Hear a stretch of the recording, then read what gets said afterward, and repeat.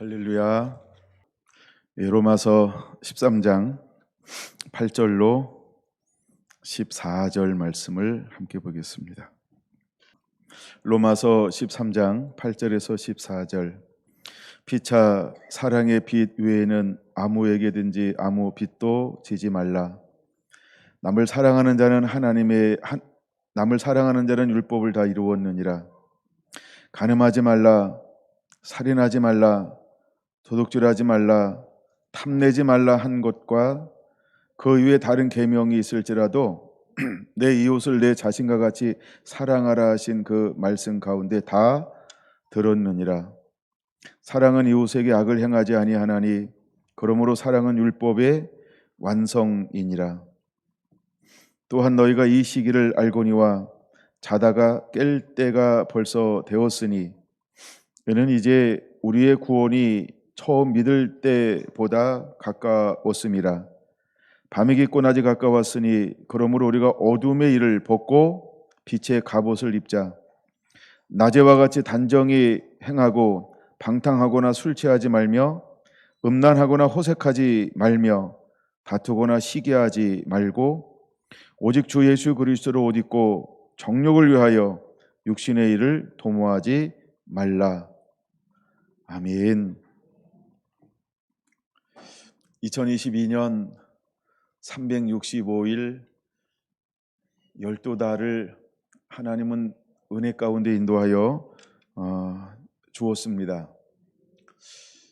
제가 페이스북을 보면서 한 해 동안 어떤 일들이 이루어났는가, 참 많은 일들이, 저도 잊고 있었던 그런 일들도 있었구나 라고 하면서 한 해에 일어난 일들을 뒤돌아보는 그런 시간들을 예배를 준비하면서 한번 가져 보았습니다. 작년 이맘때 요한복음을 통해서 나사로의 이야기를 함께 나누었어요. 나사로는 우리에게 아주 중요한 그런 분기점을 가져다 주는 그런 하나님의 통로로 쓰임 받고 있습니다. 단순히 한 사람이 병들었다, 그리고 예수님께서 오기 전에 죽었다, 그리고 하나님의 영광을 위해서 그가 살아났다, 이것 이상의 하나님이 나사로를 통하여 하고 싶은 일들이 있었다라고 하는 것입니다. 성경은 나사로 한 사람이 부활하고 살아난 것을 통하여서 많은 사람들이, 성경은 모든 사람들이 예수님을 믿더라, 그것을 말하는 모든이라고 하는 것은 많은 사람들이, 이런 표현인데, 많은 사람들이 나사로 때문에 예수님께로 돌아오고 있었다라고 하는 것입니다. 그런데 이제 예수님이 얼마 남지 않았던 그 시점에 나사로가 살아났다는 것이고, 나사로로 말미암아 수많은 사람들이 생명 길 진리이신 예수님께로 돌아오고 있었다라고 하는 거예요.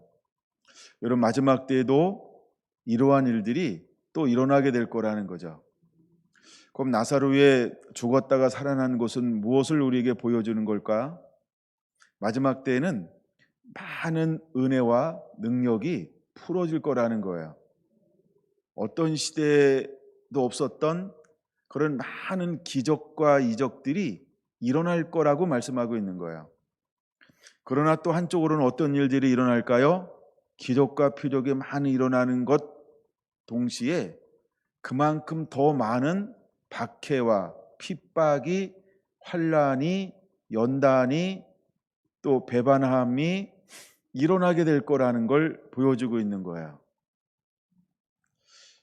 하나님도 마지막 때에는 어마어마한 은혜를 준비하고 있고, 마귀도 이에 못지않게 수많은 사람들이 구원받지 못하도록 그들을 혼미케 하고 미혹하기 위해서 강력하게 그가 할 수 있는 모든 것들을 동원해서 우리를 유혹하고 미혹하게 될 거라고 하는 것을 보여주고 있는 거예요. 이제 우리는 점점 이런 세대로 들어가고 있어요. 그래서 올해 나눴던 말씀들을 쭉 뒤돌아보니까 첫 번째부터 나눴던 말씀의 제목이 갑주를 취하라 였어요. 제가 4개월 동안 49번을 다루었더라고요. 그래서 1월 2일부터 4월 24일까지 49번 갑주를 취하라, 이런 제목으로 함께 말씀을 나누었어요. 이 말씀은 오늘 본문으로 해서 나눈 겁니다. 오늘 본문에는 크게 세 가지가 담겨 있다라고 말씀을 드렸어요. 우리가 2022년을 살아가는 삶의 지혜를 무엇으로 가졌으면 좋을까? 이런 제목을 가지고, 방향성을 가지고, 비전을 가지고 함께 나눴습니다. 그래서 첫 번째는 무엇이냐 하면 사랑하며 살자라고 하는 것입니다. 우리가 하나님을 사랑하고 이웃을 사랑해야 한다는 것이죠. 마태복음 25장은 우리에게 양과 염소의 비유를 통해서 양은 어떤 사람들이냐 하면 이웃을 얼마나 사랑했느냐라고 하는 것을 보여주고 있는 거예요. 우리가 하나님을 사랑할 뿐만 아니라 마땅히 하나님을 사랑하는 자는 이웃을 사랑하며 살아야 한다. 이제 여러분, 우리가 어떤 환경이 처하여진다 할지라도 하나님을 사랑하는 자는 끝까지 이웃을 향하여 무엇을 하는 삶을 살게 되어져 있을까요? 돌보고 돌본다는 것이죠. 그들께 함께 내 것을 나눈다라고 하는 거예요. 이것이 바로 사랑이라고 하는 거예요. 근데 특별히 그들은 어떤 사람들이냐 하면 그냥 약한 사람들이라고 하는 거죠.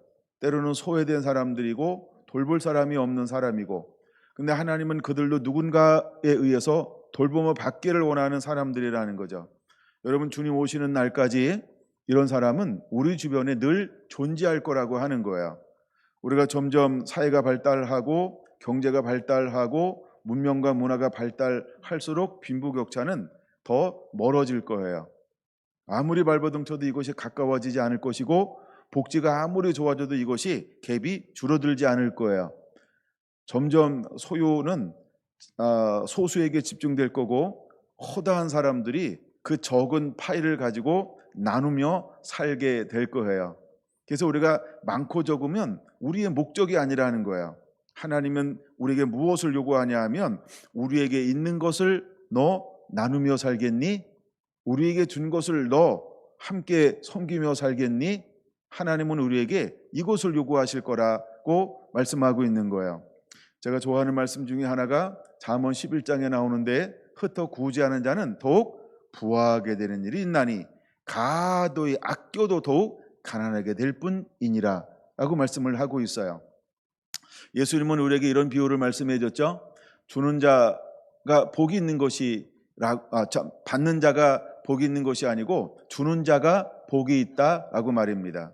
하나님이 우리에게 잉여의 것을 준 목적과 이유가 있다고 한다면 바로 나도 먹고 내 이웃에게도 나누라고 하는 것입니다.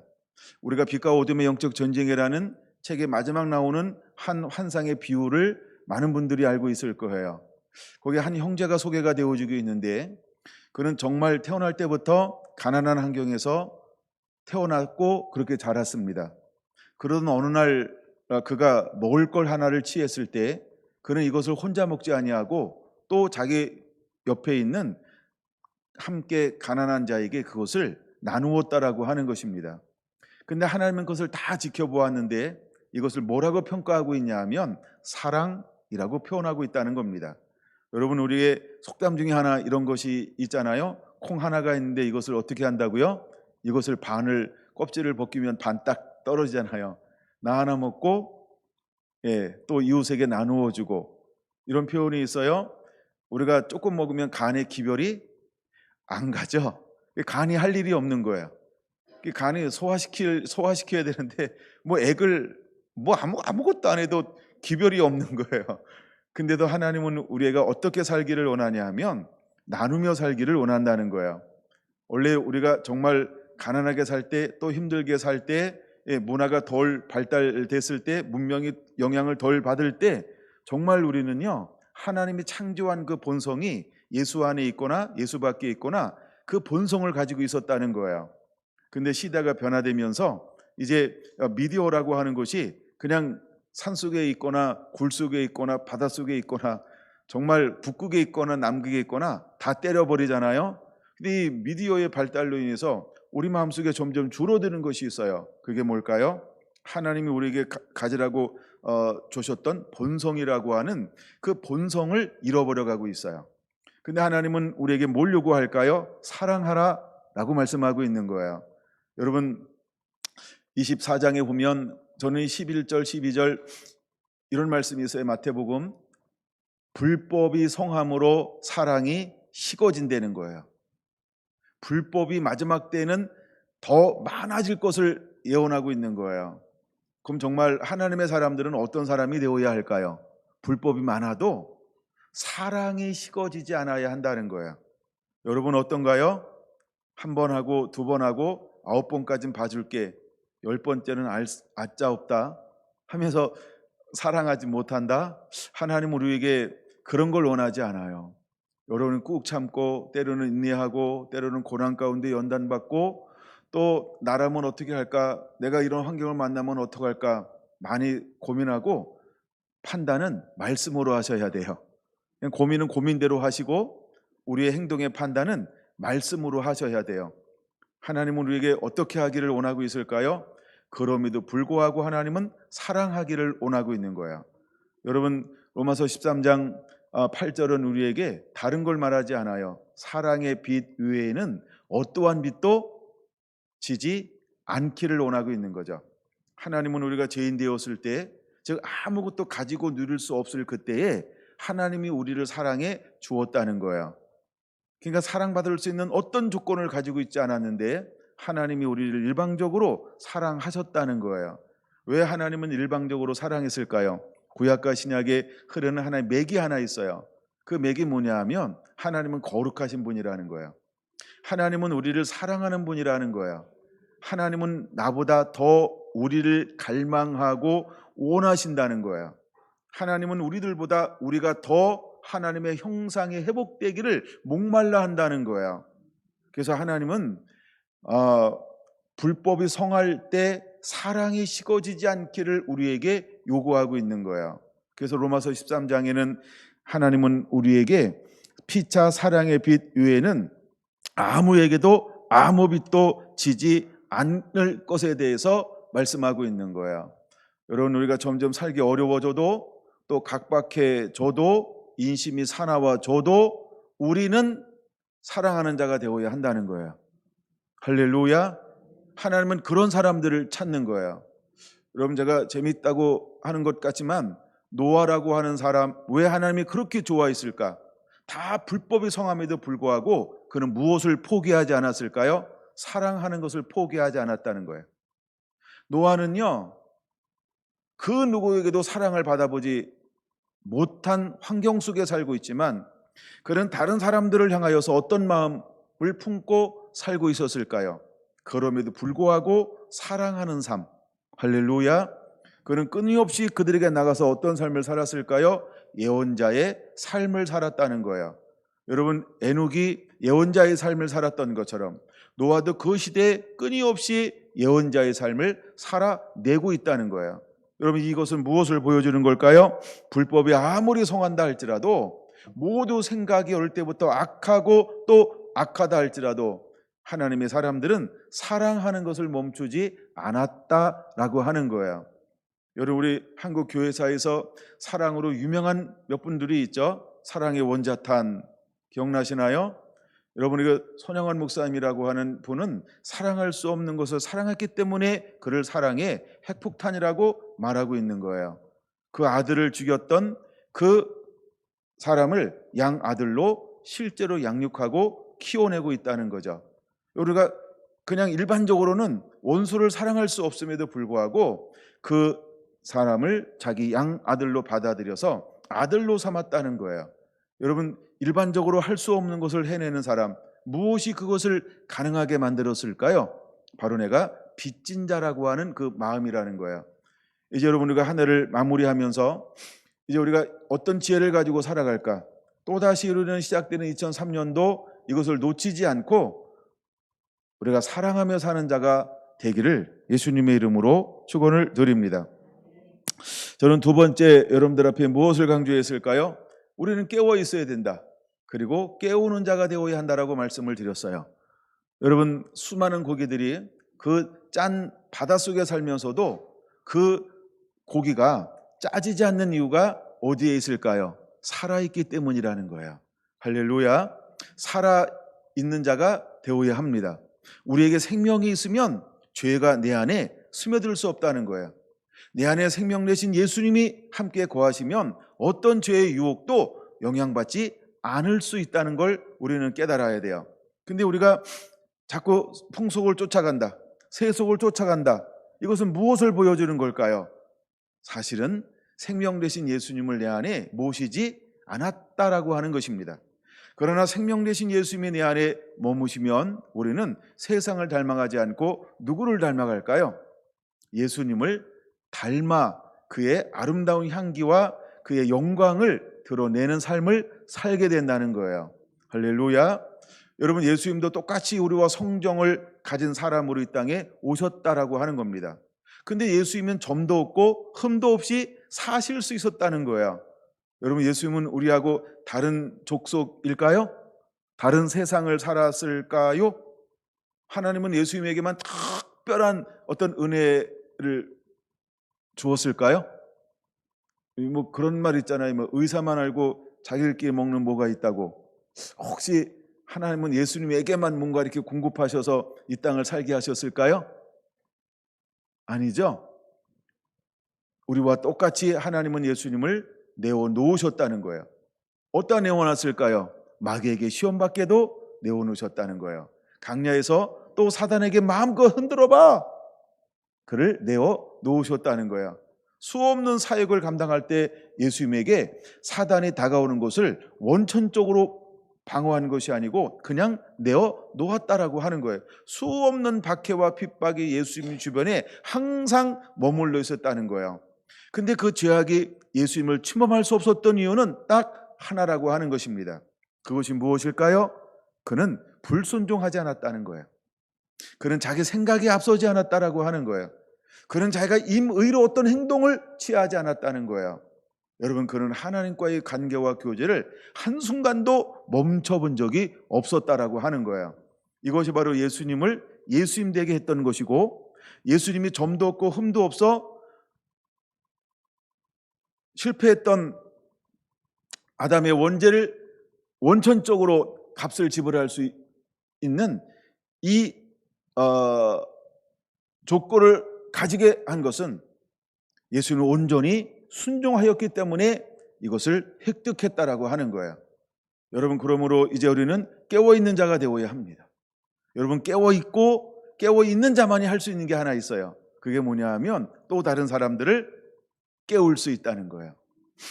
하나님은 우리에게 내가 깨어있기를 원하고 이제 더 중요한 거예요. 깨우는 자가 되어야 한다는 거예요.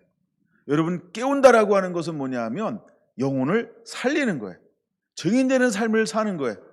하나님은 우리에게 증인다라고 말씀하고 있어요.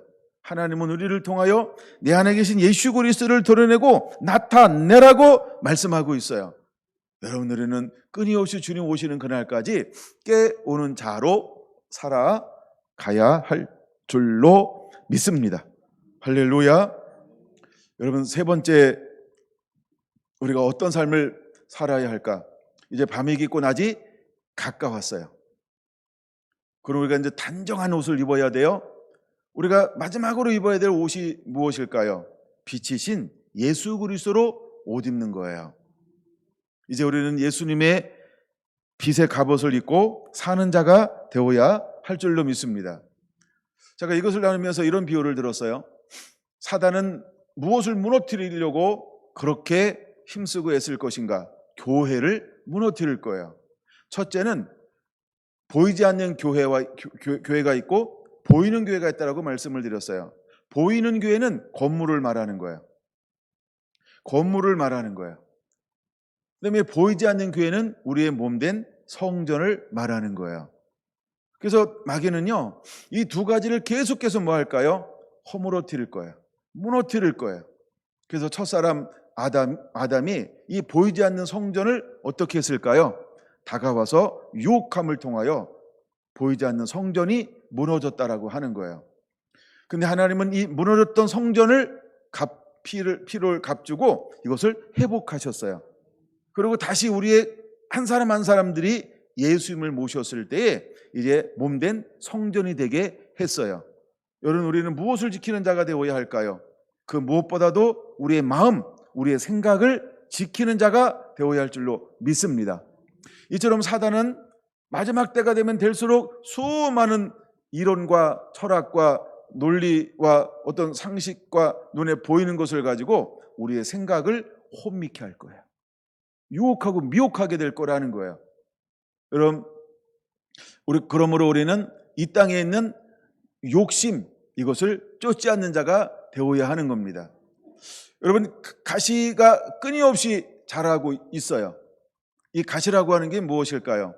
바로 육신의 정욕이라는 거예요. 안목의 정욕이라고 하는 거예요. 이생의 자랑이라고 하는 거예요.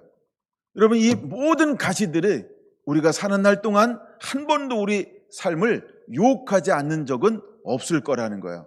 근데 중요한 것은 자기를 부인하고 나를 부르신 예수님의 그 사명, 십자가의 길, 그 길을 걸어갈 때 내 삶의 주변에 있는 가시는 내가 열매 맺는 삶을 더 이상 방해할 수 없다는 거예요. 그러므로 우리는 말씀의 사람이 되어야 할 줄로 믿습니다. 나의 나 된 것은 하나님의 은혜라고 하는, 날마다 하나님을 전적으로 의지하고 그분을 신뢰함으로 나아갈 때 모든 내 삶의 주변에 있는 가시들을 이겨낼 수 있다는 것입니다.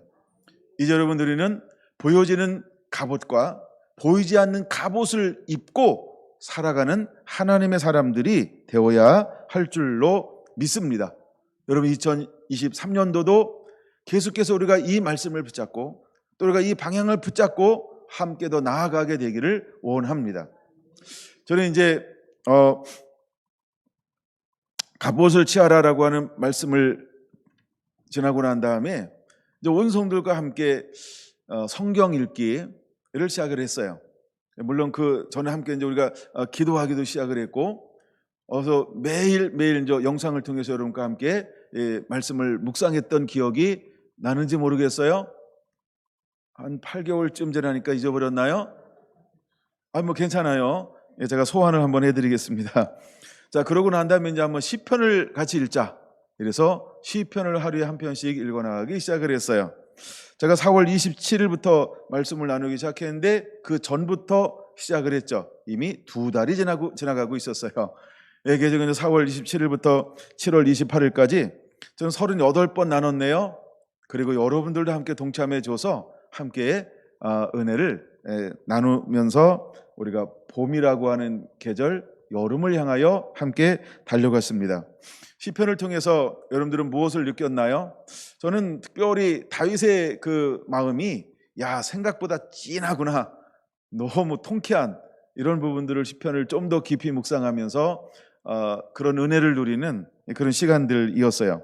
자, 그 다음에 이제 그 초에 주었던 그 감동에 따라서 요한계시록을 다루기 시작을 했어요. 그래서 요한계시록을 어떻게 다룰까 하다가 요한계시록을 주신 목적이 뭘까? 이건 이기는 자가 되라고 하는 거야. 그래서 저는 이기는 자가 되자라고 하는 그 제목으로 49번, 50번을 못 채웠네요. 약간 49번을 함께 나누었어요. 여러분, 요한계시록 어땠나요? 그래서 제가 나누는 방향이 일반적으로 다루는 방향이 아니기 때문에 기본적인 것을 도와주기 위해서 어느 목사님이 썼던 영상과 책을 함께 구입하고 이것을 계속해서 올려서 여러분들이 함께 나누었어요. 7월 31일부터 11월 11일까지. 이것 또한 3개월, 4개월 함께 달려왔던 것 같아요. 여러분, 요한계시록의 말씀은 정말 우리가 꼭 기억하고 또 기억해야 될 그런 말씀들입니다. 그러니까 목적은 딱 하나라는 거예요. 계시록을 준 이유가 뭐라고요? 이기는 자가 되라고요. 그럼 이기는 자라고 하는 건 뭐냐? 저는 처음에 나누기 시작하는 것이 뭐냐 하면 22장 8절이었어요. 보고 들은 자는 나 요한이니. 이건 하나님이 사도 요한에게 뭘 요구한다는 거예요? 1장 1절, 1장 2절, 1장 3절, 1장 8절, 또 1장 5절. 끊임없이 그는 뭐라고 말하고 있냐면 증인의 삶을 살았다라고 고백하고 있다는 거예요. 그 다음에 증인의 삶을 살았기 때문에 그 고난과 그 나라와 그 증인에 동참했기 때문에 반모라는 섬에 갇혔다라고 그는 8절에 9절에 고백하고 있는 거예요. 근데 앞서간 분이 한 분 계시다는 거예요. 충성된 증인의 삶으로. 그분이 누구일까요? 바로 예수님이시라는 거예요. 여러분, 예수님도 하나님의 앞에는 충성된 증인으로 이 땅 가운데서 공생애를 사셨다는 거예요. 그럼 여러분, 저와 여러분들도 이제 요한계시록을 통하여서 무엇을 더 다시 한번 느끼면서 정리해야 할까요? 정리하면서 뭘 느껴야 될까요? 아하, 증인의 삶을 살아내는 자는 이기는 자로구나. 정말 이기는 자만이 할 수 있는 일이 있다. 그것이 바로 내가 보고 들은 것을 그대로 증언하는 삶을 살아가게 된다는 것입니다. 이제 점점 우리는 그 환경 속으로 들어가고 있습니다. 그러므로 이 말씀이 여러분에게 늘 깨어있고 또 살아있는 말씀, 그리고 그 상황을 만났을 때 돌파하게 하는 그런 이기는 자의 말씀이 되기를 예수님의 이름으로 축원을 드립니다. 자, 이제 우리가 이기는 자의 삶을 나눴어요. 네, 마지막 때 그런 많은 것들이 오게 될 거예요. 그럼 결국 우리가 무엇을 가지면 좋을까? 주님 뭘 나눌까요? 할 때 요한복음 4장을 통해서 하나님은 목마른 자들아라는 제목을 가지고 함께 말씀을 나누기 시작했어요. 그래서 이거를 이제 해가 바뀌기 때문에 20번으로 맞췄어요. 목마른 자들아는 20번까지 나눴어요. 그래서 11월 14일부터 12월 30일까지. 그러니까 쭉 말씀을 몇 번 나눴나 봤더니 생각보다 많이 나누지 않았어요. 평균적으로 제가 일주일에 4번 나누면 52 곱하기 4는 208이어야 하는데, 제가 쭉 나눈 걸 쳐봤더니요, 제가 논 날이 굉장히 많더라고요. 몇 번 나눴나 봤더니 156번 나눴어요. 깜짝 놀랐어요. 여러분, 156이 뭐 생각나는 숫자가 있나요? 153. 뭔 생각나는데 156은 뭔지 아시나요? 모르죠? 아는 것도 정상이고 모르는 것도 정상입니다. 여러분, 저한테만 의미 있나요? 우리 교회적으로 의미가 있는 숫자였기 때문에 깜짝 놀랐어요.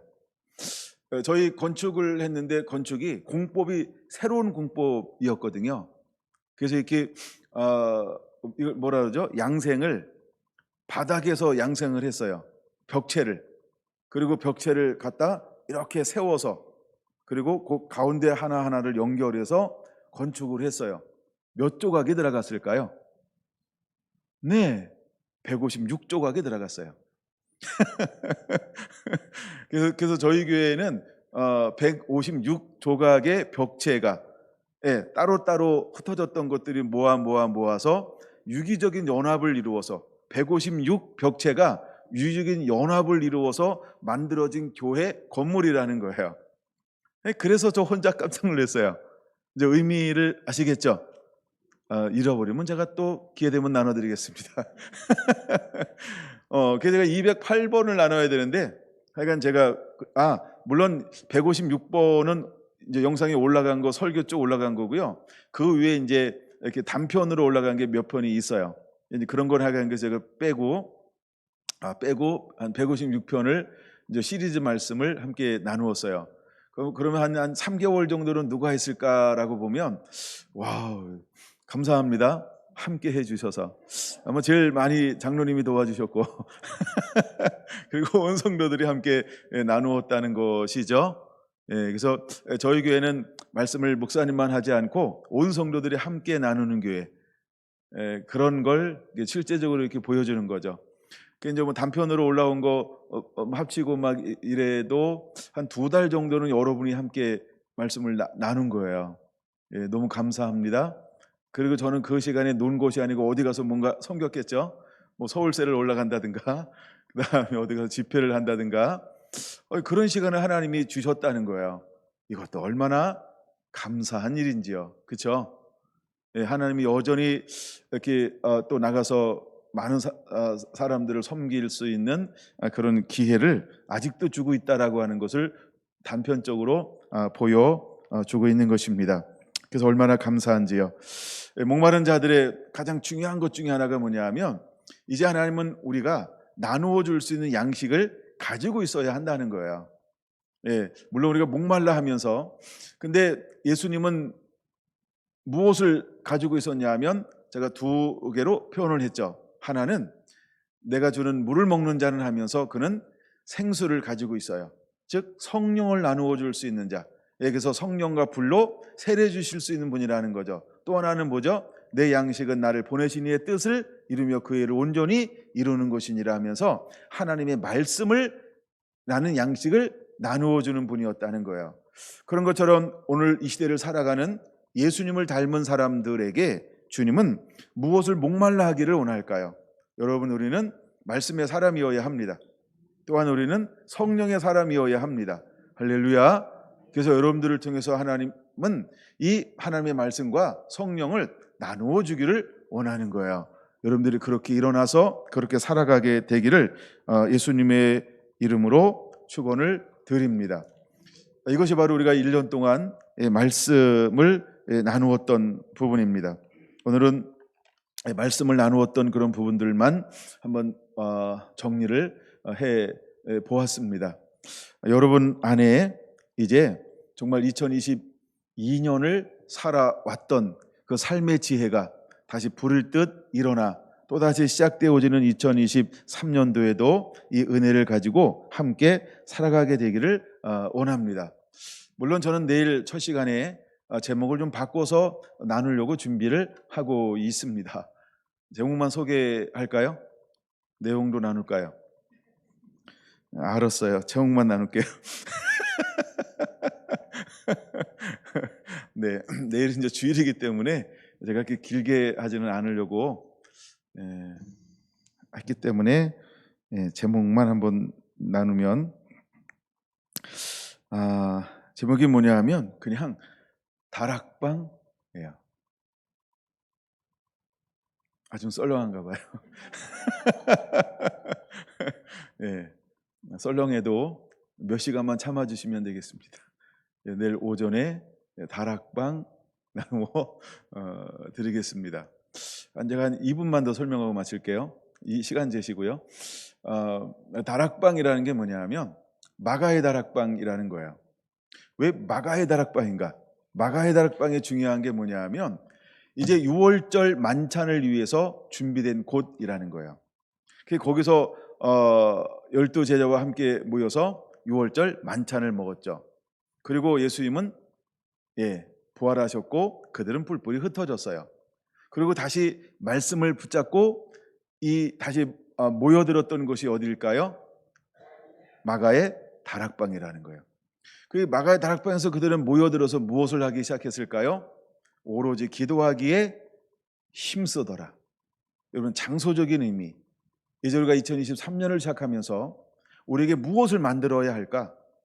라마 나요처럼 하나님이 임재하는 곳, 하나님의 영광이 있는 곳, 성막으로 말하면 성전으로 말하면 모세의 성막이나 솔로몬의 성전이나 이런 것처럼 우리가 성전, 하나님의 임재가 있는 곳을 만드는 삶, 이것이 반드시 우리 안에 이루어져야 할 줄로 믿습니다.